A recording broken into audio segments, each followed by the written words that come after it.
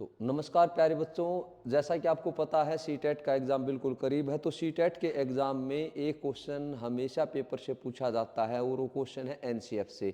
NCF कह लें या राष्ट्रीय जो रूपरेखा है पाठ्यचर्या 2005, उससे पेपर में पूछा जाएगा। ये जो वीडियो है, इस वीडियो में हम बताएंगे कि जो हमारा एनसीएफ था उसने भाषा के बारे में क्या सुझाव दिए कि बच्चे को कौन सी भाषा पढ़नी चाहिए, किस किस स्वरूप में भाषा को पढ़ना चाहिए। तो ये सारी की सारी वीडियो अगर प्यारे बच्चे हम लास्ट तक देखेंगे तो सीटेट में यहाँ से 2 से 3 क्वेश्चन आपके डेफिनेट ठीक हो जाएंगे। तो एनसीएफ 2005 के क्या थी सुझाव भाषा के बारे में, आज ये जानते हैं इस वीडियो में। जैसे कि पाठ्यचर्या 2005 भाषा के बारे में जो सुझाव दिए हैं, देखते हैं क्या कह रहा है। लीजिएगा भी आपके सामने है। सबसे पहले देखिएगा, ये जो रूपरेखा बनी थी 2005 में, तो भाषा के बारे में इसमें जो विद्वान थे उन्होंने अपने क्या सुझाव दिए हमारे सामने। भी पहला सुझाव, त्रिभाषा सूत्र भारत की भाषा चुनौतियों और अवसरों को संबोधित करने का प्रयास है, इसके द्वारा नई भाषा सीखने का मार्ग खुलता है। देखिए प्यारे बच्चों, जो ये त्रिभाषा सूत्र है, त्रिभाषा सूत्र की अगर हम बात करें, त्रिभाषा सूत्र सुझाव था 1968 में जो पहली शिक्षा नीति आई थी, त्रिभाषा सूत्र उसकी देन है, पहली जो शिक्षा नीति आई थी। अब 2005 में जब एनसीएफ आया तो इससे पूछा गया कि भी त्रिभाषा सूत्र को हम चालू रखें या नहीं रखें।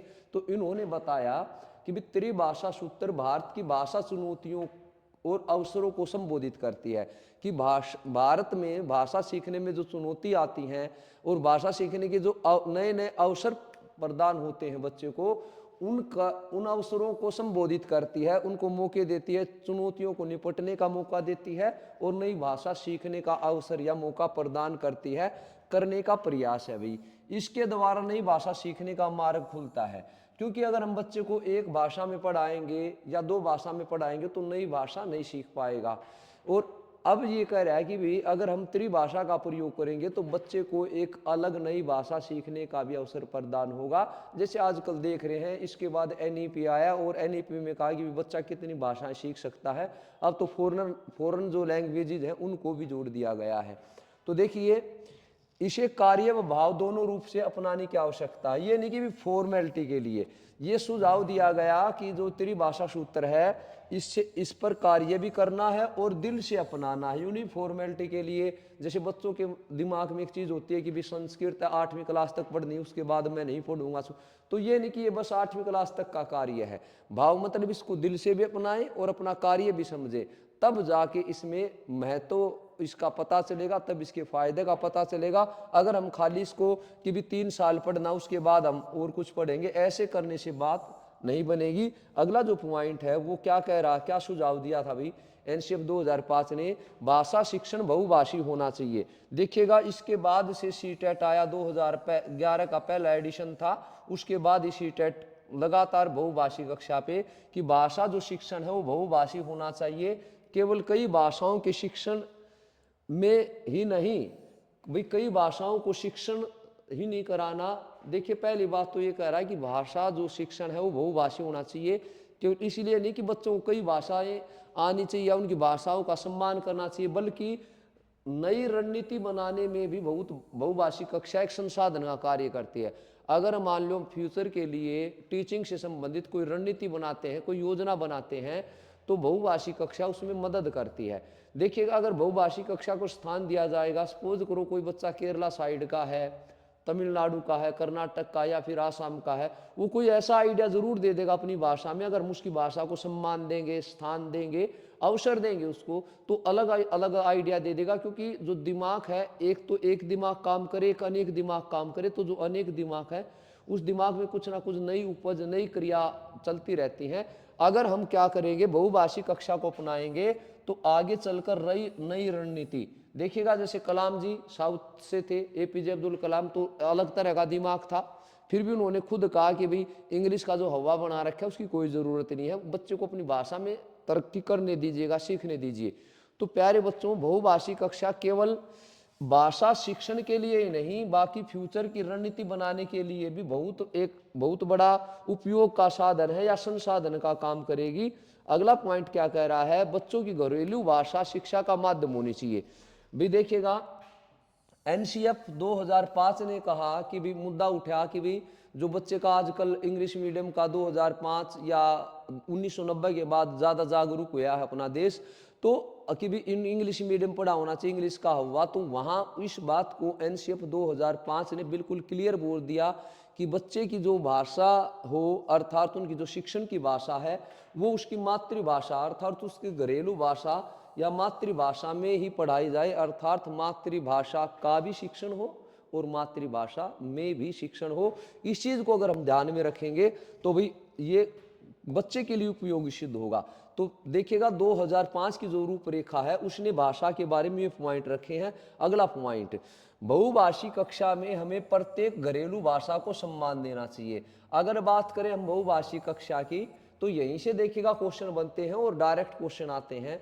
बहुभाषी कक्षा की हम बात करते हैं तो बहुभाषी कक्षा का ऐसा माहौल हो कि जो भी बच्चा जिस भी भाषा से संबंध रखता है, हमें प्रत्येक बच्चे की जो घरेलू भाषा है या मातृभाषा है उसको सम्मान देना चाहिए भी। उसको हीन दृष्टि से नहीं देखना चाहिए, उसको अवॉइड नहीं करना चाहिए या उसकी बुराई नहीं करनी चाहिए या उसको पढ़ाना ही नहीं चाहिए, नहीं तो फिर ये क्लास जो हो सुचारू रूप से नहीं चल पाएगी। अगला पॉइंट है हमारे संविधान के अनुच्छेद 350 के अनुसार, इसके बाद बार बार आता है कि हमारा संविधान है उसका कौन सा अनुच्छेद हमें कहता है कि भी प्राथमिक स्तर तक की जो शिक्षा है। हमारा संविधान का अनुच्छेद 350 कहता है कि भी प्राथमिक स्तर तक की जो शिक्षा है बच्चे की वो उसकी मातृभाषा कह लो, घरेलू भाषा कह लो या क्षेत्रीय भाषा में होनी चाहिए। शिक्षा का जो माध्यम है, मीडियम है, वो उसकी मातृभाषा में होना चाहिए। अगला पॉइंट क्या लिखा इन्होंने एनसीएफ वालों ने, विद्यालयों में विशेषकर प्राथमिक स्तर तक, विद्यालय में विशेषकर भी प्राथमिक स्तर तक की अगर हम बात करें तो अनुदेशों की भाषा मातृभाषा हो। जैसे हम बच्चे को कोई नोट देते हैं, नोटिस डालते हैं या कोई सूचना देनी होती है या कोई आयोजन करना होता है तो यूँ कह रहा है खास कर प्राथमिक स्तर तक जब हम अनुदेश देते हैं, नोट डालते हैं, कोई नोटिस देते हैं, कोई टिप्पणी देते हैं तो वो बच्चे की मातृभाषा में होनी चाहिए भाई। अगला है मातृभाषा से राष्ट्रीय पुनर्निर्माण की आदत विकसित होगी, क्योंकि मातृभाषा से बच्चे में क्या होगा, राष्ट्र के प्रति, अपने देश के प्रति लगाव विकसित होगा। इससे राष्ट्र का निर्माण अच्छे से होगा। जैसा हम राष्ट्र चाह रहे हैं, शांति हो, संपन्नता हो, सभी आत्मनिर्भर बने, आपस में प्रेम भाव से रहें, तो अगर हम उसको मातृभाषा में पढ़ाएंगे तो राष्ट्र का, एक अच्छे राष्ट्र का हम निर्माण कर पाएंगे, जिसका हम शुरू से देश आज़ाद होने के बाद से सपना लेते आए हैं भाई। बढ़ते हैं, यह कुछ अभिजात्य की गिरफ्त से ज्ञान को मुक्त कराएगा। अगर मातृभाषा में पढ़ाएंगे, देखिएगा आपने नोट किया होगा कि कई सारे बच्चे इंग्लिश के भय के कारण पढ़ाई छोड़ देते हैं कि आगे सब कुछ इंग्लिश में है। अब बात क्या है, जो पढ़ाई है, जो ज्ञान है, उस पर एनसीएफ 2005 का रहा है कुछ विशेष वर्ग हैं जो पैसे वाले हैं, जो समझते हैं, उनकी गिरफ्त में है एजुकेशन, उनकी गिरफ्त में है, वो कुंडली मार के बैठे हुए हैं। इसीलिए कह रहे हैं अगर हम मातृभाषा में शिक्षण कराएंगे तो जो गिरफ्त है एजुकेशन पर, जिन्होंने पकड़ बनाई हुई है, ये एजुकेशन उनकी गिरफ्त से छूट के एक आम आदमी भी पढ़ेगा, उसका बच्चा भी पढ़ेगा और उसी का परिणाम हमें देखने को मिलता है। आजकल जब हम रिजल्ट देखते हैं यूपीएससी का, तो भी एक रेडी वाले का, एक रिक्शा वाले का या एक किसान का या एक मजदूर का बेटा इतना रैंक अर्जित किया, यही कारण था। अगर हम उसको प्रॉपरली इंग्लिश मीडियम पर अटका देते तो गरीब का बच्चा सरकारी स्कूल में पढ़ता है, इंग्लिश का माहौल रहता तो कभी आईएएस आईपीएस नहीं बन पाता। तो देखिए कितनी बढ़िया बात कही है कि यह कुछ अभिजात्य, कुछ विशेष तरह की जातियां हैं अर्थात पैसे वाले हैं, जिनकी गिरफ्त में ज्ञान है, उससे मुक्त कराएगा। अगर हम मातृभाषा में शिक्षण रखेंगे तो एक गरीब का बच्चा भी शिक्षा ग्रहण करके उच्च पद पर, एक वो योग्य है, उसके अंदर क्वालिटी है और वो जा सकेगा भी।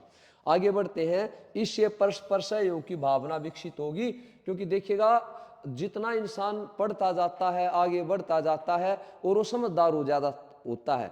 जो ज्यादा पढ़े लिखे वो कम झगड़े करते, जो मूर्ख हैं वो आपस में, जो मूर्ख की निशानी होती है कि भाई उसको ना तो संविधान का डर, ना कानून का डर, ना किसी उसका, तो इसलिए वो झगड़ा कर देते हैं। बाद में उसको पछतावा होता है कि जी मैंने क्यों किया। अगर उसको कानून, नियम, सारी चीजों का पता होगा तो झगड़ा करने के बारे में थोड़ा सोचेगा। जैसे आजकल आया था अभी, जैसे ये आपका हिट एंड रन जो आपका अभी कानून आया था, तो इससे काफी ये कि भी उनको भय होगा, तो प्यारे बच्चों यूं कह रहा है कि भी आपस में मेल के, आपस में भाईचारे से, मेल से, क्योंकि लड़ाई झगड़ा या युद्ध जो है विनाश के समय में कुछ नहीं दे सकता। इस भावना को समझेंगे तो आपस में वैर भाव मिटा के सभी सहयोग से रहेंगे। भाई आगे बढ़ते हैं। अधिक से अधिक लोगों को अपना मत रखने का अवसर प्रदान करेगी। देखिएगा कई बार क्या हो जाता है, कितनी बढ़िया बात कही है मातृभाषा के बारे में। एनसीएफ 2005 के पॉइंट बेटाइए कि भी अधिक से अधिक बच्चों को अपने मत रखने का अवसर प्रदान करेगी। कई बार होता क्या है कि अगर किसी ने आपसे क्वेश्चन पूछ लिया और वो क्वेश्चन है इंग्लिश में, और आपको इंग्लिश आती नहीं, तो आप दबा के, हो सकता हो क्वेश्चन आपको आता हो लेकिन इंग्लिश में नहीं पता चला उसने क्या बोला, इसलिए हम क्या करते हैं, क्वेश्चन का आंसर नहीं दे पाते। तो इससे क्या होता है, बच्चा के अंदर हीन भावना आ जाती है कि भी मुझे नहीं आता, अब इंग्लिश में देना है, तो वो टूट जाता है।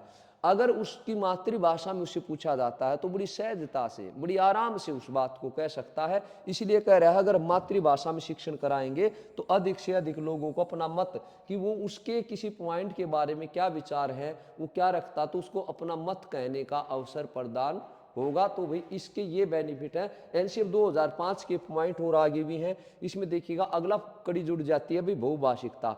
तो एनसीएफ 2005 ने सबसे ज्यादा जो जोर डाला प्यारे बच्चों वो आया था कि भी हिंदी जो शिक्षण है, हिंदी की भाषा, उसके साथ बहुभाषिकता, कि भी बहुभाषिकता अर्थात कक्षा बहुभाषी हो। मैं वैसे हर रोज लाइव जब अपना सेशन रहता है, जो 1000+ क्वेश्चन की सीरीज चली, वहां पर भी यहाँ से क्वेश्चन आते हैं, एक बार फिर देख लो।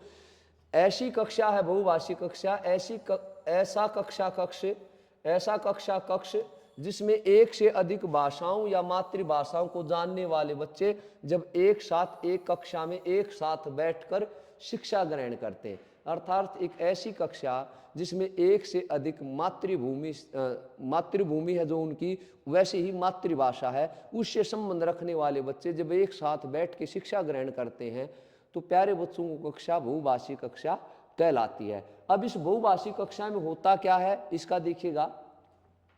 भारत में, क्योंकि हम क्या कह रहे हैं भाई, हम बात करें एनसीएफ 2005 की, तो भारत में 100 से अधिक भाषाएं बोली या समझी जाती हैं। 2001 में जनगणना हुई थी, फिर उसके बाद 2011 में हुई, लेकिन हम एनसीएफ 2005 कर रहे हैं। तो 2005 के बाद 2011 की जनगणना हुई प्यारे बच्चे। तो देखिएगा भारत में 100 से अधिक भाषाएं बोली या समझी जाती हैं। 2001 की जनगणना के अनुसार 1300 से अधिक मातृभाषाओं का प्रयोग किया जाता है। अगर 2011 की जनगणना हो तो ये मातृभाषाएं 1300 की जगह भी 1600 हो गई हैं, ये पूछा भी जा सकता है। बहुभाषी कक्षा में अपने वर्ग या राज्य के अलावा दूसरे राज्य या देश की भाषाओं के साथ विचारों का आदान प्रदान करने का बच्चे को मौका मिलता है। भी एक अपना जो क्षेत्र है, अपना जो राज्य है, उसकी भाषा तो उसको आती है, उसके साथ साथ जो दूसरे राज्य हैं, दूसरे क्षेत्र के बच्चे हैं, उनके साथ विचारों का आदान प्रदान करने का उनको अवसर मिलेगा। और इसीलिए प्यारे बच्चों आगे बढ़ेंगे। अब देखिएगा पहले कोई नहीं खाता था, जैसे इडली सांभर, इडली डोसा या ये बड़ा, ये कोई भी नहीं लेता था, क्योंकि पहले ये था नहीं। अब जैसे जैसे हमारी संस्कृति करीब आई है, किसी भी रेस्टोरेंट के मेनू में जाके आप देखिएगा, ये जरूर मिलेंगे आपको कि साउथ इंडियन खाना है, नॉर्थ इंडियन खाना है, या फिर चाइनीज फूड खाना है, जो भी अलग अलग है। तो प्यारे बच्चों क्यों उस संस्कृति के करीब आए, पास आए और उनका टेस्ट जाना, उनको जाना, तो इससे विचारों का भी आदान प्रदान होता है, संस्कृति को जानने का भी मौका मिलता है, और दो दिल करीब भी आते हैं। या बहुत सारे लोग जो विभिन्नता में एकता है, उसके लिए ये बहुभाषी कक्षा बहुत ही जरूरी है। तो देखिएगा ये बहुभाषी कक्षा के गुण, अर्थात बहुभाषी कक्षा में क्या होना चाहिए, इसके गुण भाई क्या विशेषताएं इसमें। पहला जो पॉइंट है प्यारे बच्चे, विद्यार्थियों के संज्ञानात्मक विकास में सहायक होती है। भाई विद्यार्थी, क्योंकि हमारा जो विद्यार्थी अर्थात जो छोटा बच्चा है, 6 साल तक, 6 वर्ष की जो आयु है, उस तक बच्चे का बेटे 85% जो दिमाग है वो विकसित हो चुका होता है। तो छोटे बच्चे को, जैसे पियाजे कहते हैं, चोमोस्की कहते हैं कि छोटे बच्चे को आप कितनी भी भाषाएं सिखा लो सीख जाएगा। कितनी का मतलब ये नहीं 5000 सीख जाएगा, 2, 3, 4 भाषा आराम से सीख लेता है। तो विद्यार्थियों का संज्ञानात्मक विकास ज्यादा होगा। एक तो केवल एक ही तरह से सोचे, आ गई, फिर वो निश्चिंत होकर बैठ जाएगा, मुझे तो आ गया। एक फिर नई चीज और सीखनी है, नई चीज और सीखनी है, तो उसका जो संज्ञानात्मक विकास है वो मल्टीपल उसमें चलेगा, तो और ज्यादा अच्छा होगा, क्योंकि तरह तरह की बात सोचनी, तरह तरह के आइडिया आएंगे। तो भी एक तो इसका ये फायदा है। अगला है छात्रों को अन्य भाषाओं के प्रति संवेदनशील बनाना, कि अन्य भाषाओं हमारे से कैसे आसान है, मुश्किल है, या उनकी जो रचनाएं हैं या उनका साहित्य है वो कितना इंटरेस्टिंग है, तो अन्य भाषाओं के प्रति संवेदना उत्पन्न हो जाएगी, उनमें जानने की इच्छा होगी कि मैं भी इसको जानूं, मैं भी इसको समझूं भी इसमें क्या है। आगे बढ़ते हैं प्यारे बच्चे, अगला पॉइंट, विभिन्न भाषी परिवेश से आए छात्रों को कई भाषाओं के ज्ञान की प्राप्ति होगी। भाई बहुभाषी जो कक्षा है, अलग अलग क्षेत्रों से, अलग अलग राज्यों से बच्चे आते हैं, तो ऐसे में क्या होगा, उन बच्चों को अलग अलग भाषा सीखने का, उस क्षेत्र दूसरे क्षेत्र को जानने का, उसको समझने का, उसको करीब जाने का अवसर प्राप्त होगा। भाई ऐसा उसको इन्वायरमेंट मिल जाएगा। प्रत्येक विद्यार्थी अपनी मातृभाषा में उत्तर देश की इसकी स्वतंत्रता उसे मिलती है। भाई बहुभाषी कक्षा में ये नहीं कि भाई बच्चा अपनी मातृभाषा में उत्तर नहीं दे सकता, बिल्कुल दे सकता है। तो बहुभाषी कक्षा का ये गुण है, प्रत्येक विद्यार्थी अपनी मातृभाषा में उत्तर देश के इसकी उसको स्वतंत्रता दी जाती है। और प्यारे बच्चों, जो मैं पॉइंट करा रहा हूं यही पॉइंट सीटेट में इन्हीं का क्वेश्चन बनता है, ध्यान रखना। अगला पॉइंट है, शिक्षण अधिगम की प्रक्रिया को सुचारू रूप से चलाने में सहायक है। कई बार कहते भी शिक्षक के लिए मुश्किल है, एक समस्या है, एक चुनौती है, बिल्कुल भी नहीं। इसमें शिक्षण जो प्रक्रिया है या अधिगम जो प्रक्रिया है वो बच्चों और शिक्षक के बीच सुचारू रूप से चलती है। ये एक साधन या संसाधन का काम करती है, ऐसा आपको ऑप्शन मिलेगा और वही ऑप्शन आपको ठीक करना है। अभी आगे बढ़ते हैं, छात्रों को अपनी संस्कृति के अलावा बहुत सारी संस्कृतियों को जानने का अवसर मिलता है। जैसे हमारी संस्कृति में हम कौन से त्योहार मनाते हैं, कैसी पोशाक पहनते हैं, कैसा खाना खाते हैं, है ना। तो ये सारी की सारी क्या क्या रीति रिवाजें हैं, ये हमारी संस्कृति को तो हम जान गए कि क्या क्या रीति रिवाज हैं। उसके बाद कोई दूसरा क्षेत्र है, जैसे साउथ का है, पूर्व का है, उत्तर का है, पश्चिम का है, कोई कहीं का भी है। अच्छा, उस संस्कृति में जैसे विवाह की रस्म कैसे निभाई जाती है ना, कौन कौन से त्योहार मनाए जाते हैं, कौन कौन से व्यंजन या पकवान खाए जाते हैं, इस तरह से पूरा का पूरा की भी किस प्रकार की खेती की जाती है। तो प्यारे बच्चों, इससे क्या होगा, बहुभाषी कक्षा से वो बच्चा एक दूसरे के करीब आएगा और पूरी जो विविधता थी वो एकता में कन्वर्ट हो जाएगी। लगा होगा अरे हाँ इतनी अच्छी बात, तुम्हारे यहाँ इतना अच्छा वो है। जैसे केरला में एक त्योहार मनाया जाता है ओणम का, वो नौका वाला, लेकिन वो फिर अगर उसको जानेगा तो बच्चा उसको करीब आएगा। भाई आगे बढ़ते हैं, विभिन्न भाषा परिवेश से आए बच्चे एक साथ एक कक्षा में अध्ययन करते हैं तो इससे विविधता में एकता स्थापित होती है। इसीलिए कहा जाता है कि भारत जो है वो विविधता में एकता या अनेकता में एकता का देश है। कि भी अलग अलग क्षेत्र से आए हैं बच्चे और बेटा उससे उनको देश के प्रति बेटा देशभक्ति के गुण, राष्ट्रभक्ति के गुण उत्पन्न होंगे और एकता स्थापित हो जाएगी कि ये भी हमारा हिस्सा है। देखिए, अगर आपने 10th क्लास पढ़ी हो तो 10th क्लास में एक चैप्टर है, उस चैप्टर का नाम है साना साना हाथ जोड़ी। तो उसमें क्या है कि तिब्बत की यात्रा के लिए निकलते हैं लेखिका मधुकांकरिया, और वो फिर कहती है कि वहाँ एक पत्थर तोड़ रही थी एक लेडी। तो उससे मैंने पूछा कि भी यू आर सिक्किमी, कि आप सिक्किम से हो? बोला, उसने बड़े मुस्कुराते हुए बोला कि नहीं, note I am Sikkim, I am Indian. तो बोली, मैं शर्म से मेरी नज़र झुक गई जब उसने कहा कि मैं सिक्किमी नहीं हूँ, मैं भारतीय हूँ, मैं भी इंडियन हूँ।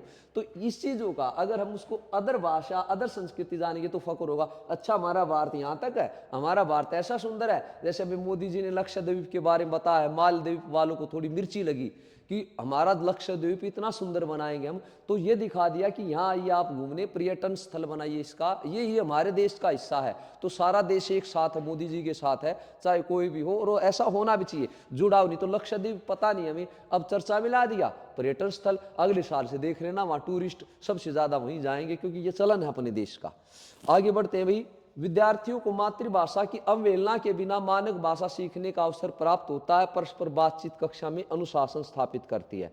तो यूं कह रहा है भी, इसका इस पॉइंट का मतलब ये है कि विद्यार्थियों को उसकी मातृभाषा की को अवॉइड किए बगैर, अवहेलना करे बगैर, भाई इग्नोर मारे बगैर शुद्ध भाषा सीखने का अवसर प्राप्त होता है। और इससे पूरी की पूरी कक्षा में अनुशासन स्थापित रहता है कि हमें एक दूसरे की भावनाएं, एक दूसरे की रीति रिवाजें, एक दूसरे के जो कानून हैं, एक दूसरे की जो मान्यताएं हैं, उनका सम्मान करना चाहिए, उनका आदर करना चाहिए। तो इससे क्या होगा, अनुशासन स्थापित हो जाएगा। भी ये है भाई बहुभाषी कक्षा, पेपर में बहुत ज़्यादा आता है और एनसीएफ 2005 के बाद इसका वो था। भी आगे बढ़ते बेटे, तो ये आज की क्लास यहीं पर हम समाप्त करते हैं। प्यारे बच्चों, एक नई वीडियो के साथ मैं फिर हाजिर होऊंगा। अगर आपको हमारी वीडियो अच्छी लगती हैं, क्लासेज अच्छी लगती हैं, तो प्यारे बच्चों वीडियो को लाइक करना ना भूलें, शेयर करना ना भूलें, और हाँ चैनल को अपने फ्रेंड्स को सब्सक्राइब कराएं, ज़रूर कराएं, सब्सक्राइब कराना ना भूलें। थैंक यू, जय हिंद।